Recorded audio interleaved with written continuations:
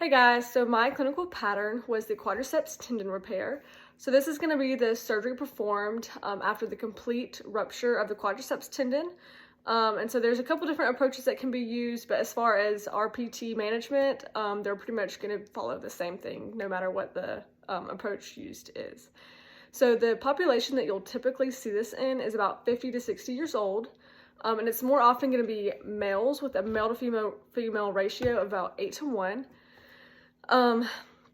The outcome measure that's most often used is just isokinetic strength testing of the quads. So about a 10% difference between the affected leg and the unaffected leg would be considered significant. As far as the history of the condition goes, it's most often a macro trauma that occurs with excessive eccentric loading of the quadriceps muscles. This is often seen with a fall or just improper landing or loading technique from a jump. But it can also in some cases be a micro trauma, and this just kind of goes with underlying tendinopathies or some of the other contributing factors that are outlined in the clinical pattern.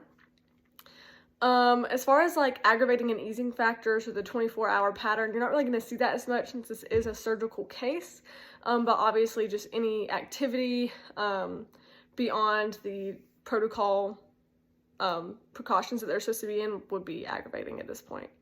As far as those precautions and contraindications go, there's a couple phases that kind of outline what's okay in each phase of the recovery.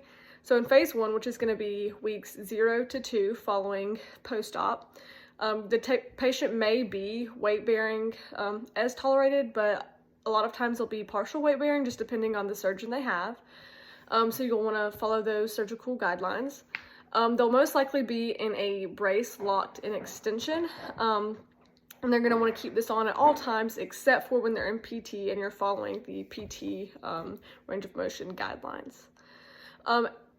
As far as the first couple of weeks, you're going to want to do no active knee extension. Active knee flexion would be okay, but you want to make sure you don't pass 60 degrees. As you move into phase 2, which is going to be weeks 2 through 6, you can follow the range of motion protocol at this point, which is going to be increasing the range of motion by 10 degrees each week. But the knee brace should remain on and locked in extension for all standing, weight bearing, sleeping, pretty much any time that they're not in PT, getting the range of motion therapy. As you move into phase 3, which is weeks 6 through 15, you're going to continue following that range of motion progression of 10 degrees a week, and you're going to start incorporating some more weight bearing activities with flexion, but you want to make sure you have no weight bearing with flexion past 90 degrees. So you kind of remain in that shallow squat. You don't really want to go past that at this point. You also want to avoid any aggressive quad strength or quad stretching at this point, and you want to avoid maximal contractions of the quads as well. As we move into phase 4 and 5, which is going to be months 4 to 6 post-op, you can start incorporating some of those more aggressive strengthening exercises, but you do want to avoid any activity that causes pain greater than delayed onset muscle soreness. So you kind of just want to stay in that safe range. As far as the actual physical exam goes, it can vary depending on how long ago they had surgery. But if it's close to post-op, you'll often see notable swelling around the joint, a midline incision. It can vary kind of how long it is depending on which approach they had.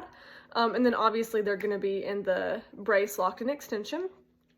For active movement testing, you're going to obviously avoid that active knee extension in those early stages. You can do the active knee flexion like I said, but just don't pass 60 degrees.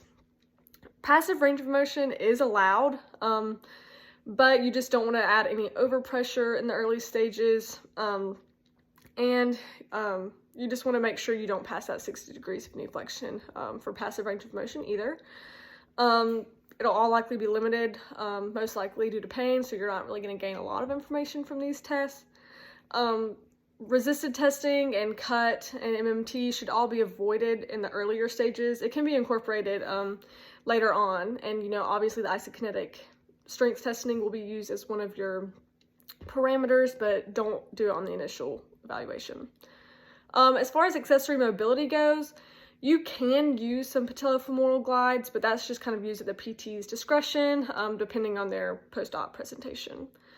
There's not really any special test or neurodynamics used. Since this is a surgical case, we're not really trying to figure out what they have, so special tests wouldn't really be indicated, and we obviously know that it's not neural involvement, so neurodynamics wouldn't really be indicated either for these cases. You can palpate around the knee joint. You're obviously probably going to see some swelling. You might see a healing ridge starting to form. There's likely going to be some tenderness in the quads and the patella. But other than that, that's pretty much how the physical exam will go. As far as diagnostic imaging goes, MRI is gold standard, so there will likely be one on file. And as far as referral to a physician, you're just going to want to look for any signs of infection, including redness, excess swelling, excess exudate, any excess pain. But other than that, that's my clinical pattern. Thanks, guys.